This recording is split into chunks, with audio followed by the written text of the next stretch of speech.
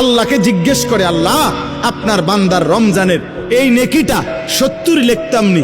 আল্লাহ বান্দার দিকে তাকাইয়া যখন দেখে গুনাহ থেকে মুক্ত, আল্লাহর জিকিরে তার জিহ্বা ভিজা, আল্লাহর মহব্বত তার কলিজার মধ্যে, সুন্নাত মোতাবেক তার জীবন, আল্লাহ তখন বলে না 70 না 700 লেখো, 700, 7,000 লেখো, 70,000 লেখো, 7 লক্ষ লেখো, 70 লক্ষ লেখো, 7 কোটি লেখো, 70 কোটি লেখো, 70,000 কোটি লেখো।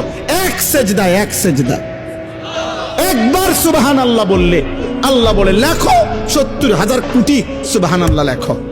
কোন বেলায় আল্লাহ মহব্বতের জোশে, আল্লাহ তার মায়ায় আল্লাহ বলে, ফেরেশতা তুমি লিখো না, সাআকতুবু, আমি আল্লাহ নিজেই লিখবো।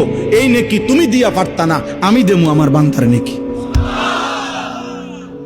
বলেন বাপ, বলেন। আহাজ মুসলমানের সন্তান